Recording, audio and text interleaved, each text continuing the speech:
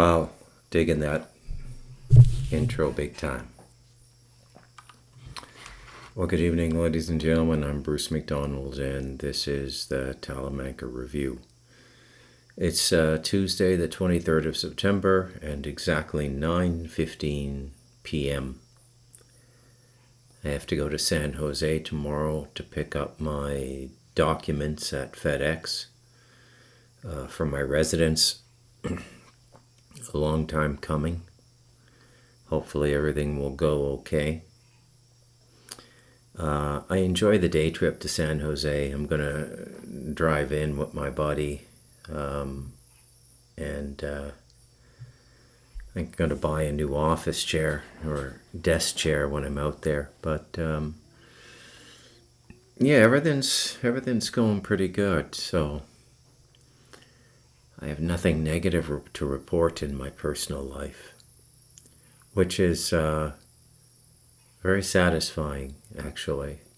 I have to confess that I'm happy most of the time, like almost all the time. Or content, I think, is the word. Happiness is a misunderstood word or a misapplied word. I think contentment is what we're looking for. Happiness has been associated with excitement in the modern utility of language. I wouldn't say that I'm excited, but I'm not absent anything. It's an almost desireless state where life itself is enough. I'm very happy with that. It's a good place for anybody to build a home or build a life. Or yeah, it's good. It's very good. All the material has come now for the new home. I gotta buy 20 cubic meters of sand so we can do the concrete base.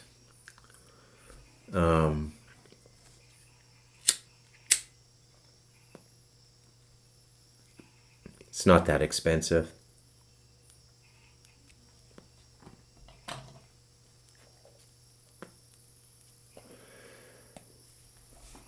I want to talk about a number of things tonight.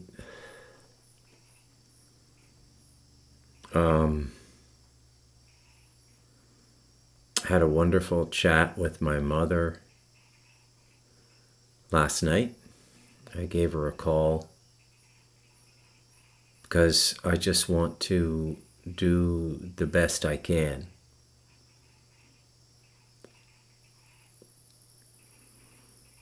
I think that the people who come into our lives for a reason.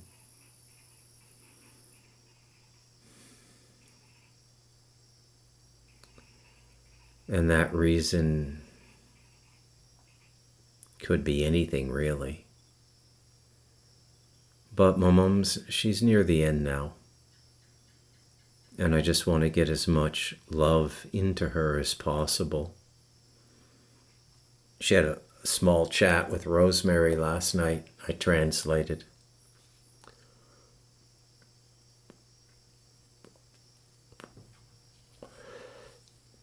I think loving people you hate is one of the highest forms of emotional alchemy. People think I'm kidding when I say this. People think I'm kidding when I say I'd go into a burning building for Rabbi Shmuley. But I would. You shouldn't let anything change your nature. Don't let them change you. Be that retard. Be the Down syndrome kid who's always happy.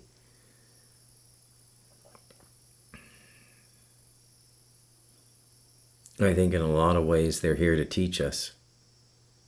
And one of the clearest lessons they give. Sweet Jesus, there's a giant frog in here. Hang on a sec. I don't know how that sucker got in. I'm just going to leave the door open and Hope he finds his way out. You know, all those things they say are disappearing from the world, like going back to the 90s, they were saying that the frogs were disappearing.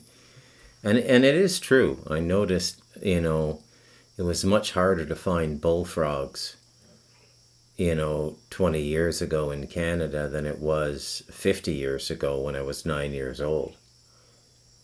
So I had no reason to doubt it.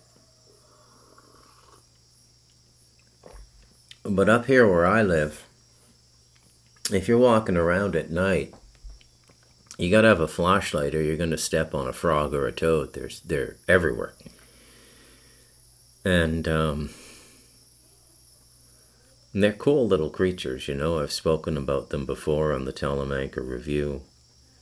They have a kind of almost universal passport in the natural world, meaning that nothing really preys on them. Now, how that works, I don't know.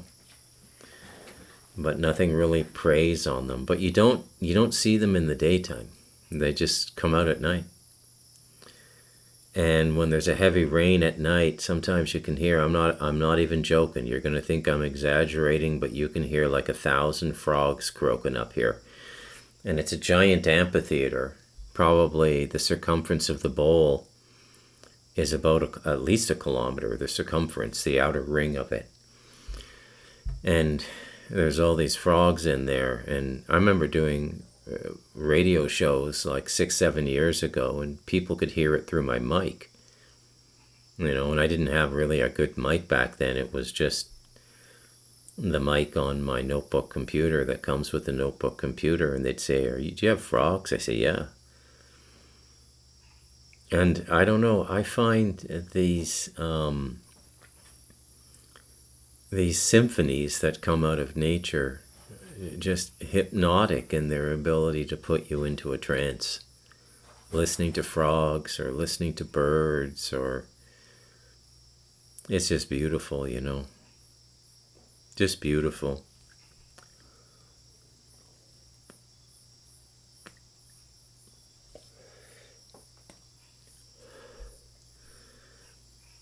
So I think don't let them change you is the mantra.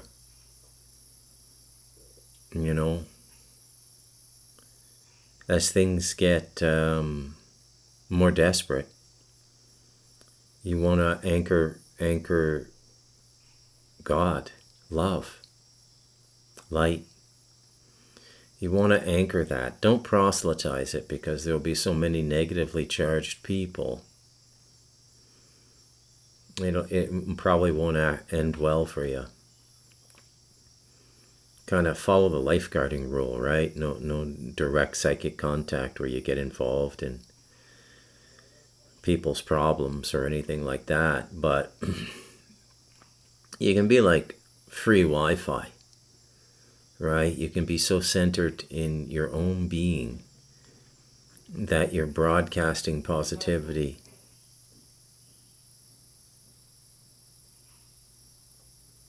There he is. I think he's going to head out. He was hiding behind my new monitor box. This 27-inch Xiaomi monitor I got. I'm loving it. Hey, buddy, you got to go, okay? I'm podcasting. I mean, for crying out loud here.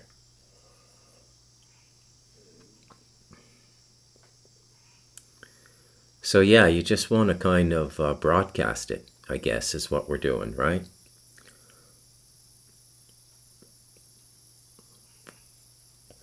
In my case, it's more literal. But I've had decades to prepare for this moment.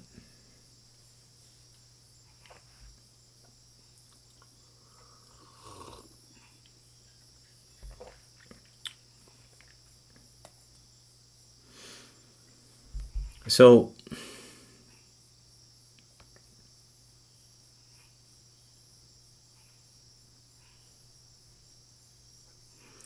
I want to run through a few things. And some of them are very, I guess you could say, mundane. Details. Exposition.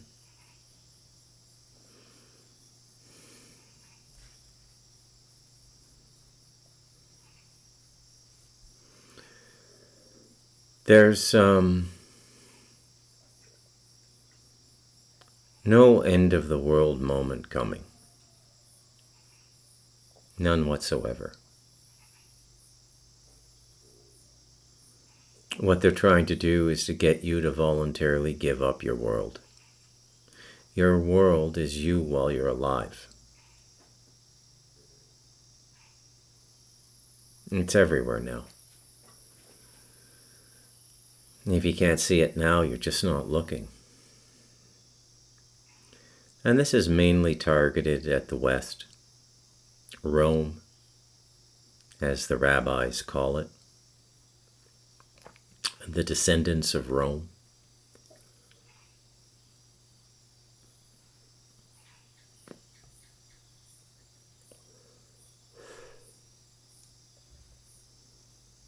Because the truth is, most of the world does not consume news.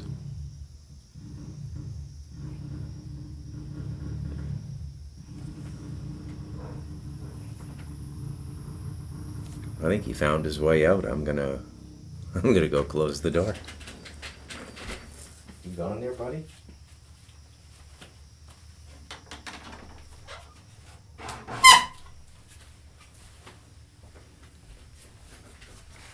Yeah, he's gone.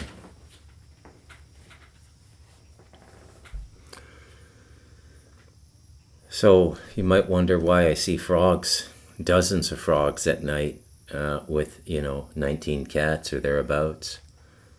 It's this passport that frogs and toads have. Nothing really bothers them. I know that it must be a scent, an olfactory thing.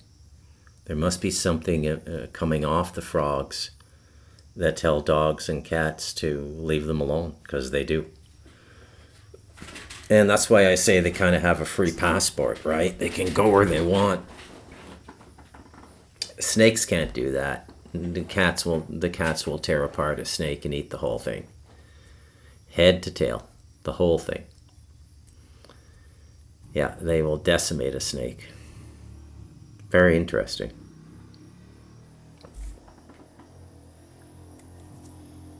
So they want you to end your world. They want to fill your world, your imagination, with utter negativity. It's a psychological operation, and it's affecting the first world the most because the first world is the largest media consumer. Well, I should strip that down to news. Educated white people got to read their New York Times, their Washington Post, their Slate, their Vice Media, their Salon Magazine, The Atlantic, The New Yorker, Playboy Magazine. Consuming information.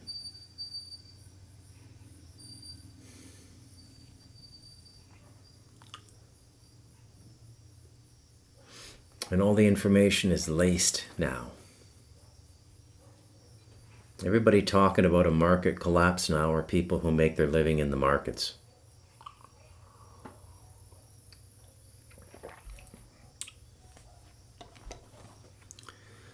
There is absolutely no way anything can replace the US dollar right now.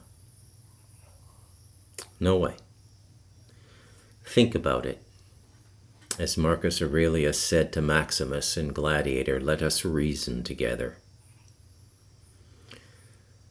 Every player out there doesn't have any credibility. Nobody is going to peg their currency to the Chinese yuan. They don't trust the Chinese, and with good reason. The Chinese have been thieves for 5,000 years. It's a thieving culture. They're thieves. I know. Bruce, you say the most outrageous things. So racist. Not really.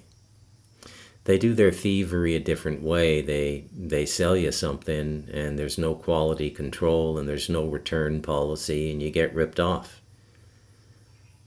They've upped their game a little bit with quality control, Their Western handlers are trying to make them a palatable substitute for the West to lead the world.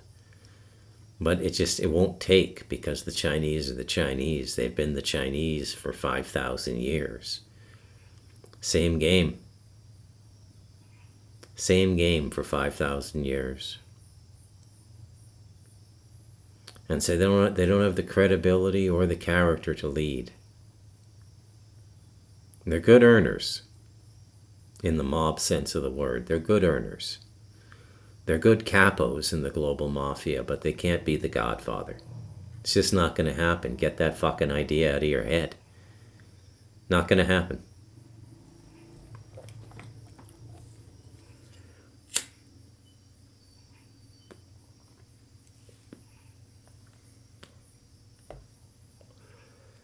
The Indians, they don't have the temerity for leadership. Let me give you that word here, because I'm a little curious myself. Temerity, definition. Excessive confidence or boldness, audacity. No one had the temerity to question his conclusions. The Chinese have the temerity, but it's all a bluff. They can't follow through because they can't maintain standards. You know, that's why they're constantly cycling through leaders in Beijing, and they're constantly killing each other. And there's probably more deaths in Chinese government than any other government in the world. They're not publicized, but when somebody becomes a problem, because it's a warlord mentality, right? So you gather a camp of people, you help them make a little bit of money under your tail, you help them with their prosperity, they pledge loyalty to you, and you get this little clan inside the Chinese Politburo. And if that clan gets bold under its leader and begins to challenge the standing leadership, and the standing leadership has more support amongst the power elite, then that rogue clan, they just get decapitated. Happens all the time. Okay, it's just a standard function of Chinese government. And they've been this way for 5,000 years. Power in China has always been about chopping heads off. Very civilized people and very barbaric at the same time. Like us. I'm not putting us on a pedestal. I'll get to us in a minute. But my thesis in this section of the podcast is I do not see how the American dollar can go away. Now, at the same time, I don't see how the American dollar deserves to be leading the world either. But it has time, it has pedigree, it has habit, right? India doesn't have the temerity to lead the world. They can barely feed all of their own people. Their internal problems are a world of management unto themselves. Okay?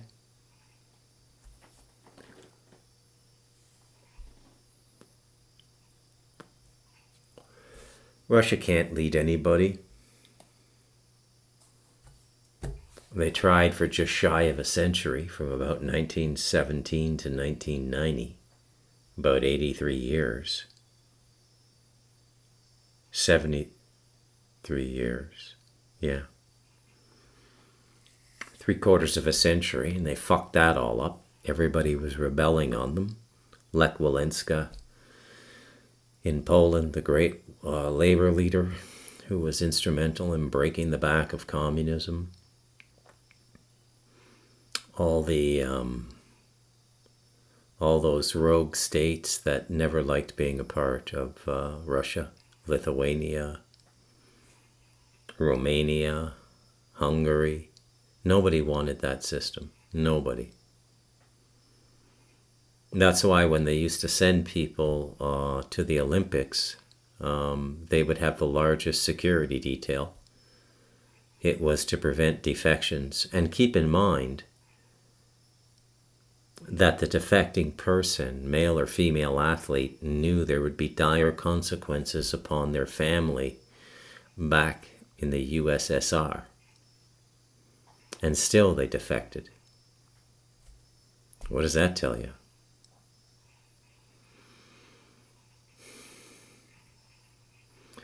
Every country under communism was severely demoralized by it. It's a demoralizing system of government that maintains its power by constantly convincing its citizens that they're worthless pieces of shit and meddling in every aspect of your life.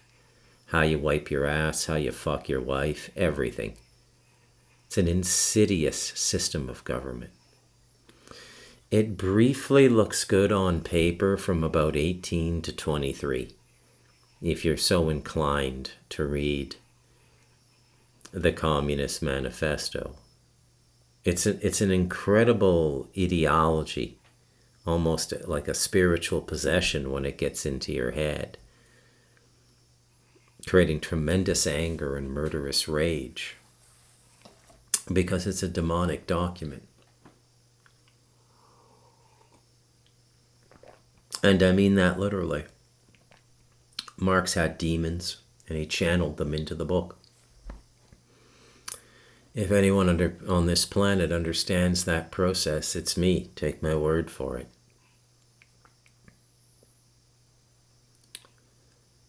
So we're in a pre-Marxist state now. There's a Marxist ideology and a Marxist spirit everywhere now. You can see it in the comments about Charlie Kirk's death. Like I said, no matter what happens in the world, never let it change you. You can have your opinions, obviously I do, or there'd be no Talamanca review. But don't let it change you. You know, if the left had any heart, they'd be willing to go into a burning building to pull Charlie Kirk out. That would declare their humanity. We disagree on politics, Mr. Kirk, but you're still a human being. I'd go into a burning building for Rabbi Shmuley, and I hate the fucker's guts. His smug fucking face just makes me want to punch it. But I'm not going to let him change me.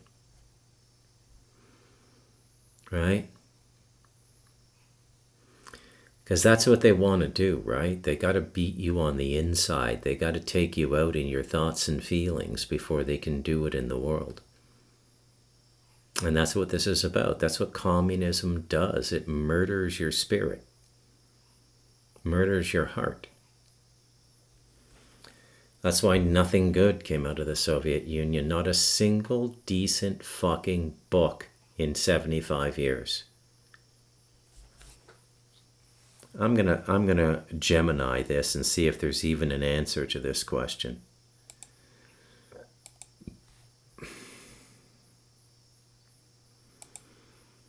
What was the most popular and successful internationally piece of literature to come out of the Soviet Union under the rule of the communists?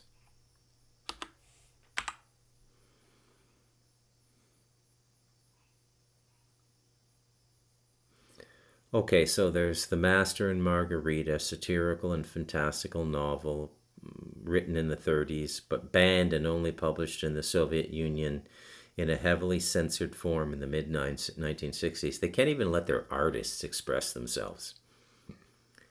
Its full uncensored text was not published there until 1973. It was an immediate sensation, and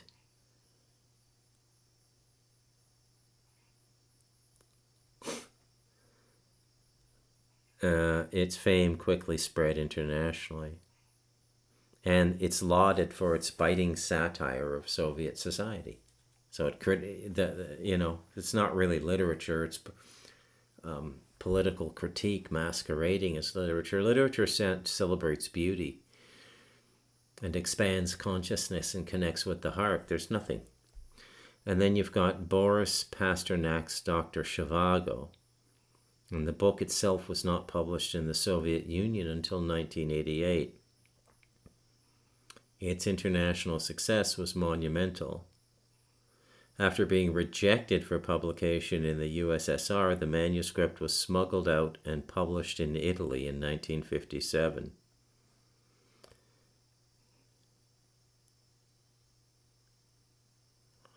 Both of these novels, despite facing intense censorship and political opposition from the Soviet government, achieved immense international recognition and are widely considered masterpieces of 20th century literature. Okay, so that's what happens in a communist society. Now, pre-communist society, Russia was able to produce Tolstoy, Dostoevsky. This is Shakespeare-level writing. So what happened in those 75 years under Soviet rule? Where's the heart? Where's the celebration of life? It's in these small details that the true revelation of a political system is understood. This is what you should be looking for. Where's the love? Where's the romance? Where's the beauty? Where's the transcendent thought? I will say this. You know what the Russians excelled at? Science fiction. Who are the most popular 20th century science fiction writers from the Soviet Union? Now, isn't that a curious thing that they can write science fiction, which I fucking hate, by the way?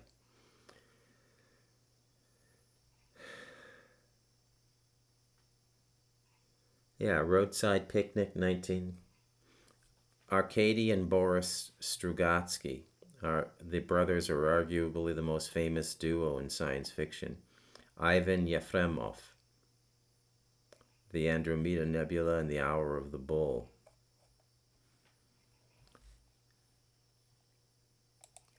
Let me ask you this. How do you hold a people together without art and beauty? How do you hold a culture together that has no cultural expression?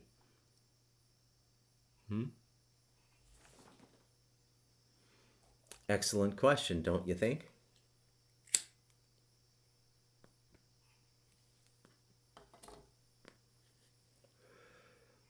So Soviet culture, a lot like Chinese culture, is a face culture. Or it was a face culture, meaning they want to present to the world like we're a decent and humane and we're a fully formed culture and society. But when you open the curtain up a little bit and you look inside, there's nothing there. You know? People are always shitting on the West. It's become very popular, but I don't know what courses you have to study in university to get this mindset. You'll notice at these communist universities, and most of them are communist now, there are no courses on Soviet-era literary figures. Isn't that interesting? I don't know how they miss this.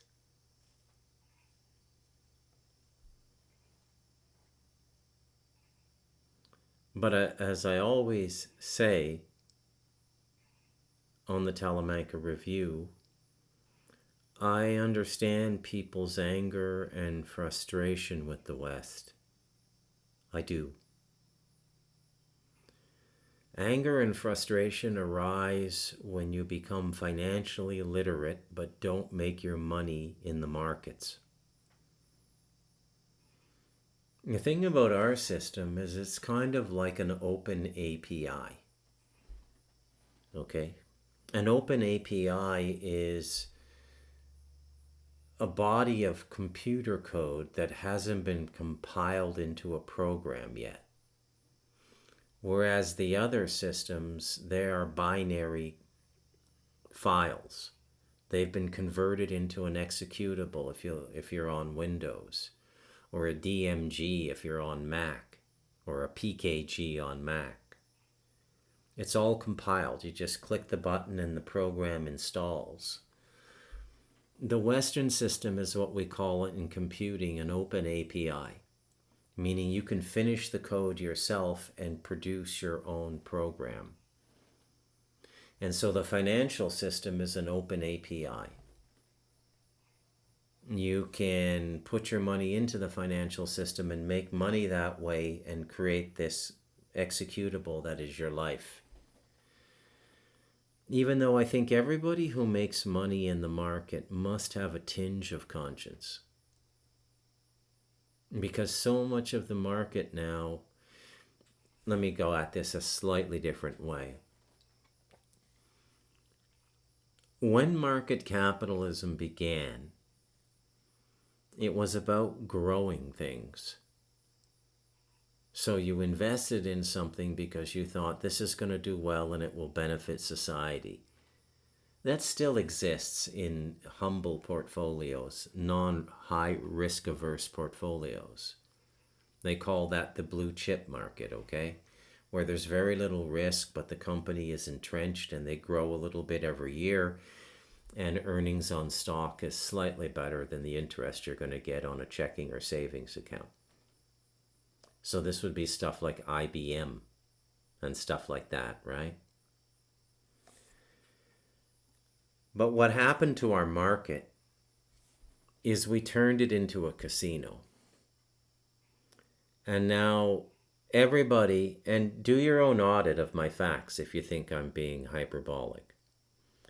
But every billionaire now who's made their money in the market is a complete and total psychopathic piece of shit.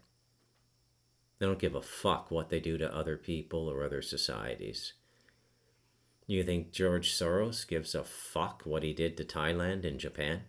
Look into it. I'm not going to do a whole podcast. I'm not here to make you economically literate. But if you're curious, just Google George Soros, Thai baht, and Japanese yuan.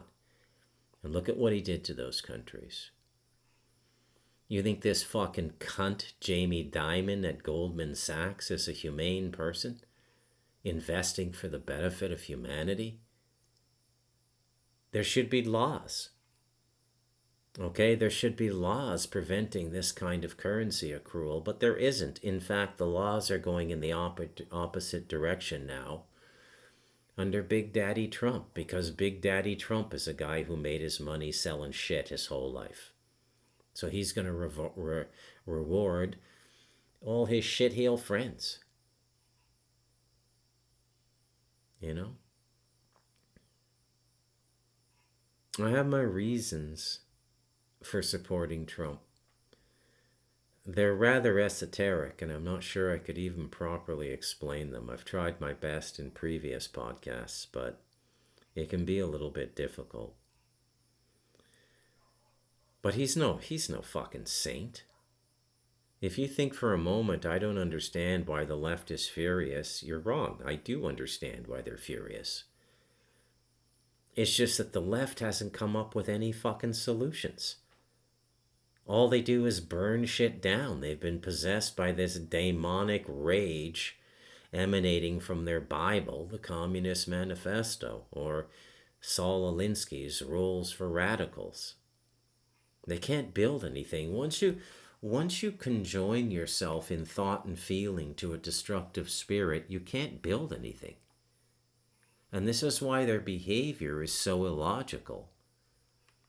Why, when they riot, they burn down their own communities and their own commercial centers, who subsequently shut down and make that community that they lived in, the rioters, even more desolate and dilapidated. And then the liberal left, like Kamala Harris and Gavin Newsom, come in and say, we got to help these people. Why? They just tore down their own fucking community. Yeah, but they were angry and they had reason to be angry. I totally get they had reason to be angry, but it doesn't justify their actions.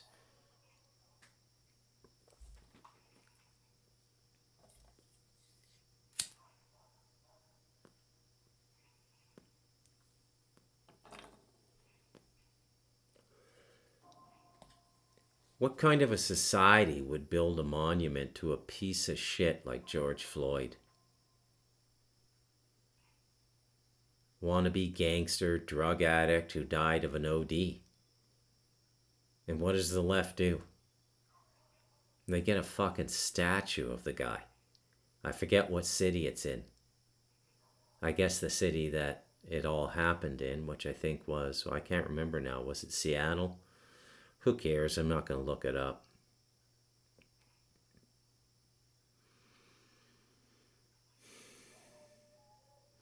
We suffer from an absence of solutions, and it's not hard to solve these problems. All it requires is regulatory attendance to the financial markets, truly enforceable regulatory measures. Right? A lot of these fucks. Nobody went to jail in 2008 except for Bertie Madoff, and he just got caught with his pants down because there was a liquidity crisis. And absent liquidity, which is cash on hand, he couldn't continue to finance his Ponzi scheme. And he got shorted. But nobody involved. Why? That thing that happened in 2000, I'll briefly explain it to you if you don't understand finances. So a bond is an instrument that financial markets will sell. And that bond can be put into the reserves of foreign central banks or foreign private banks and internationally recognized as a reserve, meaning that because you have that in reserve, you can then create and issue money through loans to the fractional reserve rate of whatever your country's fractional reserve rate is. Most of the G20 countries now, it's 20 to 1. Or there is no fractional reserve anymore. Everything about this financial system is broken now. All these people who went to jail for tax cases, whether it be the Australian Revenue Service, the Canadian Revenue Service, or the International Revenue Service, every single person who's gone to jail on a tax-related problem in the last 20 years should be immediately released and compensated just like a wrongfully convicted person. Because the government's ability to incarcerate those people is leveraged upon a pseudo two-party contract. The government has responsibilities and it's supposed to provide and fulfill those responsibilities, and the citizen has their duty as well. And the citizen has to report income and pay taxes. Now, the government is one of the principal responsibilities of a government in this modern Bretton Woods system is to provide sound currency. I'm going to look this up because this is actually worth looking up. And I got to get something out of my Gemini subscription here. In Western countries, under what we euphemistically call the social contract, is it a responsibility of the governments to provide sound currency? I love testing the limits of Gemini. Yes, under the concept of the social contract in Western countries, it's generally considered a key responsibility of the government to provide sound currency. The social contract is a philosophical idea that suggests an implicit agreement exists between citizens and their government. Individuals consent to be governed, giving up some freedoms in exchange for the government providing protection, order, and public goods. Providing a sound currency is viewed as one of those essential public goods. Now here's the critical part. Listen carefully. A sound currency is one that holds a stable value and is widely trusted and accepted as a medium of exchange, a unit of account, and a store of value.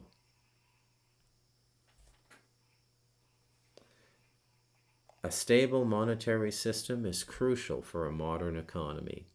If the government fails to maintain the value of its currency, it erodes public trust.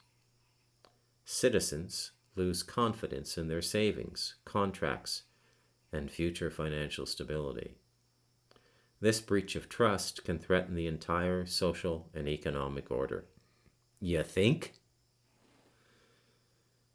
Without a reliable currency, trade and commerce would be chaotic. The government's role in issuing and managing currency provides a common, predictable medium for all economic transactions.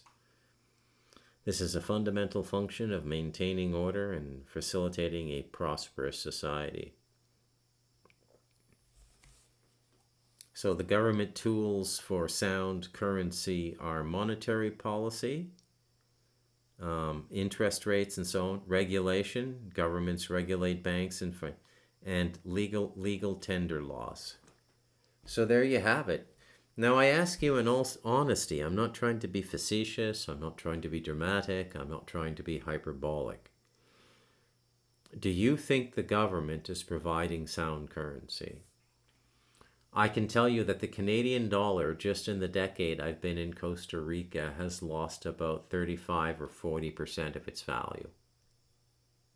And that's a significant thing to have to endure when you're still living off of that currency and you're living in a foreign country. The Canadian dollar has lost also, the US dollar has lost also about 30%. Again, and I'm measuring against the Costa Rica colony. Costa Rica colony is just a super currency now. I don't know how they're doing it, but they are. So in the absence of a sound currency, we have to and can legitimately ask the question aloud. What is the responsibility of a citizen if the government isn't meeting its end of the social contract? If a government is allowing its cronies and private-public partnerships, the triple P threat, I did a podcast on that. I documented the 407 highway north of Toronto. I'm sure Chicago and New York and Philadelphia and every major metropolitan area in the United States has a similar story to the 407 story. That's an example of the government failing to lead, failing to regulate, failing to provide necessary urban infrastructure, and subcontracting it to a private organization, and in tandem with that, granting a private corporation powers only beforehand occupied by or owned by or administered by the government, ergo, the forfeiture of a license or the suspension of a license.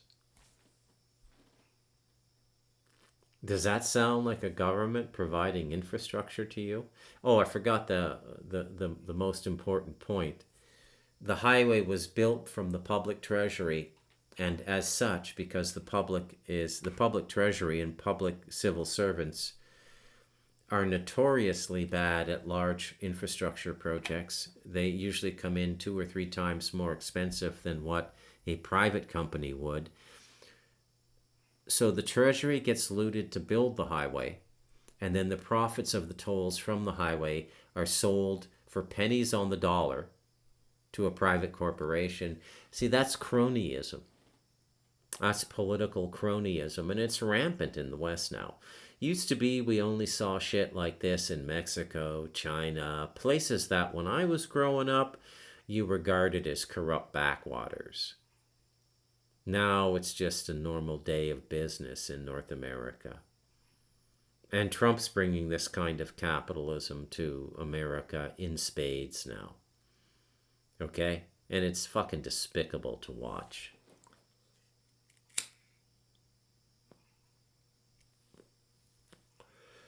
But pay your taxes, or they'll throw your ass in jail, man.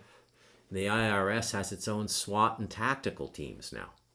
You believe that shit? Our revenue service has tactical teams. Full bulletproof suits from shin to head, bulletproof helmets, communication devices, tactical leadership, probably a lot of ex-special forces guys training them to go and collect money they say you owe them on your plumbing business when they can't even build fucking roads or provide a sound currency for you anymore.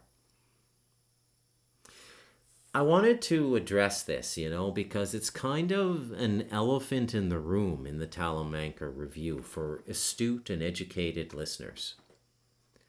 How come I never demonstrate sympathy for the left? Why am I always siding with the right? Well, I think I've demonstrated ample sympathy for the left tonight. And I understand their frustration. The only reason I deviate from them is they don't have any fucking solutions. And you know why? Because the leaders on the left are part of the problem now, too.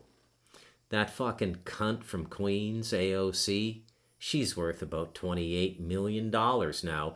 7-8 years ago, she was a fucking bartender. A fucking bartender. How are you going to get any change out of these people? That other fucking cunt in Minnesota marries her brother to get citizenship and spends all of her time complaining about the United States, tacitly suggesting communism or more social programs might be the solution, not understanding the most rudimentary aspects of economics, monetary policy, fiscal policy, what debt does to future generations. Fucking nothing.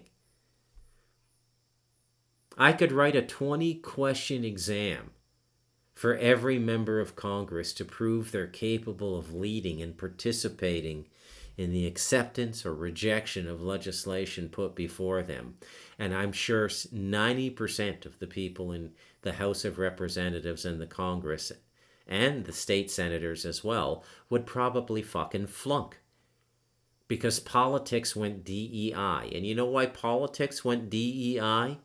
Because diversity, equity, and inclusion are fucking communist agendas.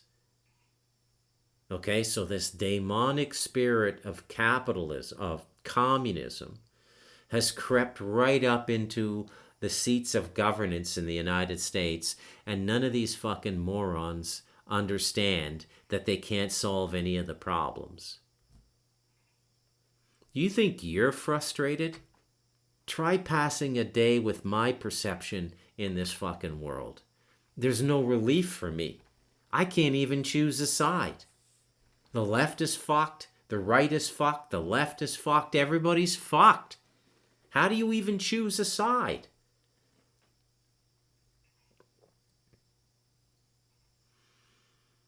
America could be saved in a week of legislation passing. No more futures trading. You invest on what you want to invest in because you believe in the company. Insider trading should be severely prosecuted, and I'm not talking about hard time in some maximum security prison or, settle down with your gay prison sex fantasies. But I mean serious financial repercussions. Like 90% of your family wealth should be seized. Maybe just leave the kids' college funds. You lose your fucking house. You lose your cottage. You lose your boat. You lose everything. You don't have to go to jail. You're not going to get ass fucked.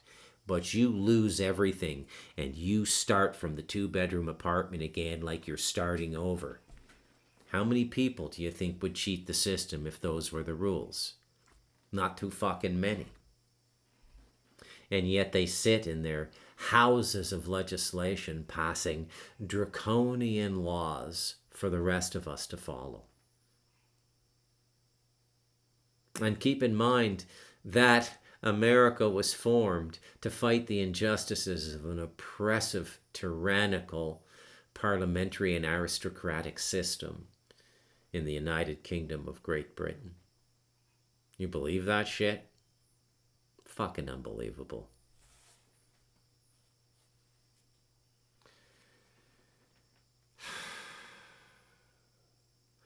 Capital gains taxes, severe capital gains taxes on certain kinds of investment.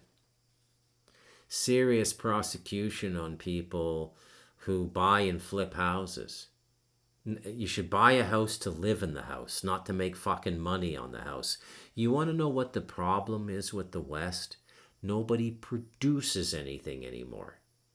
When I'm done a week's work, there's There are documents to represent my work, well thought out, well researched, incapable for an amateur to do them, building on years of experience. There's a finished product. When I write a book, there's a finished product. You can pick up The Devil in Us, Light of Darkness, or Stardust Ranch. You can sit down, read for an hour a night, and be done in 7 or 8 nights.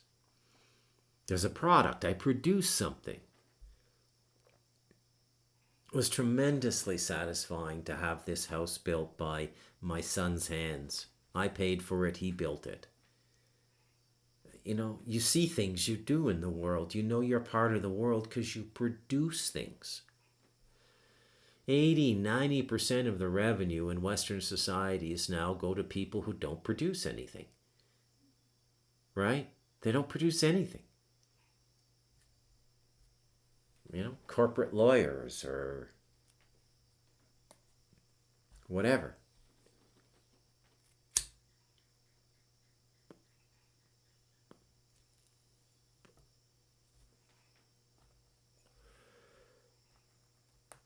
Now, the same reason I just gave for why the left can't solve anything is why the US dollar is not going to go away. I don't care how bad the WEF wants this to happen. I don't care how bad these New World Order people want it to happen. It's not going to happen because people aren't that fucking stupid. There is no alternative. Right? Just because China, India, and Russia have gold doesn't mean that their system is going to be non-corrupt. It'll exceed American levels of corruption within 5 years. I promise you. Promise you. America is far less than perfect right now, but it is still the most moral structure in terms of governance on the fucking planet. You think it's any better in France? Look at what Starmer's doing in the UK. They're folding up those countries, at least for the indigenous population that was raised in them. They're folding them up like Barnum Bailey Circus at the railway tracks on a Sunday night after a week of the circus in your town. They're not doing anything. Their solution is to quit and allow the society to be denigrated by third world fucktards that can't tie their shoelaces and go around town with 12-inch knives. How the fuck is that a solution to anything?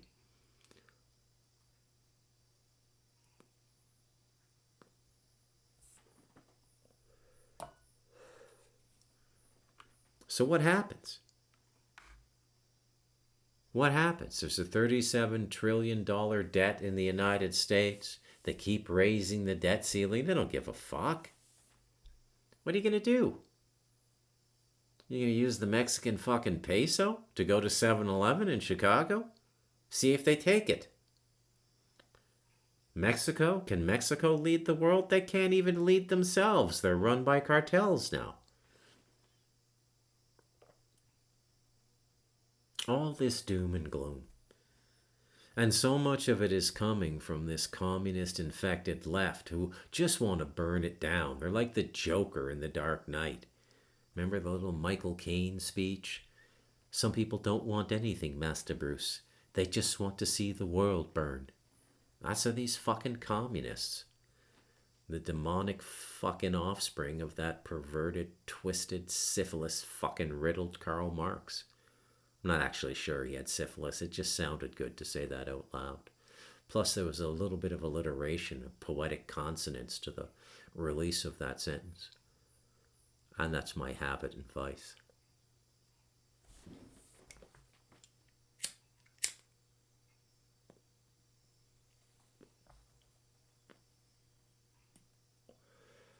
There's no new ideas. They can't change. Crypto's not going to solve anything. I had a huge debate with Santo about this on a Signal call tonight. We both watched the latest Jack Cruz video. I like Jack, and Jack has taken huge risks in giving the information he's given to the world about the Brain Health Initiative being the new form of MK Ultra, the blue screen technology. The man is a modern Lech Walesa, the guy that broke the back of communism. I'd be careful, he's probably on the target list, because they're going to start killing people, these commie fucks. That's what they do. They get themselves all into a rage and they appeal to the basest level of intellect in the society. The fucking ignorant fucking peons on the street who are just looking for an excuse to kill somebody and not have to go to jail. But Uncle Jack, he thinks crypto is the solution. I would be absolutely amazed if they don't already have the ability to crack the blockchain with quantum computers. There's no security in that system. Plus, look at what they did with gold and silver during the Great Depression in the 30s. They seized all the gold in the United States. If you had a gold necklace that your grandmother gave you, you had to turn it over to the fucking IRS. You think they just couldn't pass a law making it illegal to spend crypto and then monitor the network? They could catch you just with a bunch of teenagers sitting at computers. 3 or 4 of fucking Elon's autistic retards who helped him with the Doge shakedown could probably track down 90% of the people dealing in black market crypto. You know what's going to happen to crypto? Here's my prediction. The government is going to form its own form of stable coin, allowing these fucks who ran the banking system for the 20th century and the early 21st century, who are really, I think, at the end of the day, are the people who fleeced us in 2008 and who've been fleecing us since 2001. Footnote that with Catherine Austin Fitts, if you want some background on that. Almost what we call the national debt disappeared in the last 25 years. Since 2001, there's something like $21 trillion have disappeared from America's treasury. Documentable, right? But put that black kid who shoplifted a fucking Snickers bar in jail because he fucking deserves it. I get the left's rage. I get it. It's just you got to come up with a solution other than raging. Okay, rage cannot be your solution.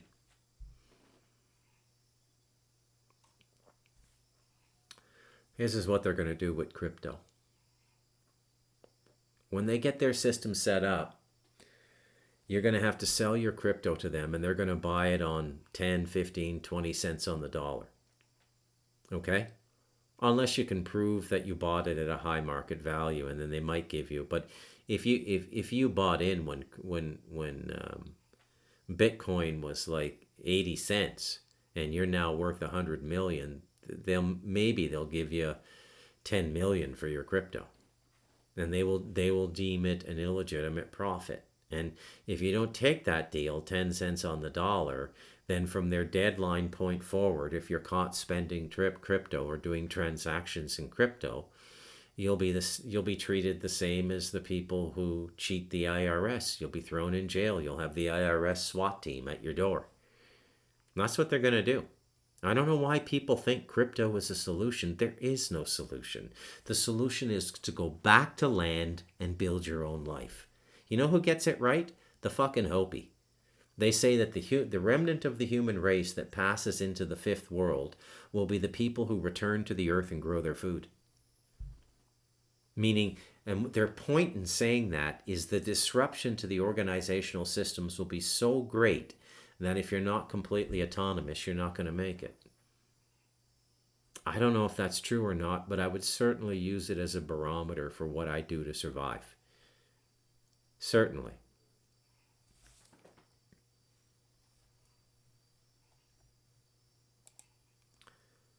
I think I'm going to call this bad boy The World at a Glance. I'm Bruce McDonald, and this has been a rather fun and cathartic Telemaker review.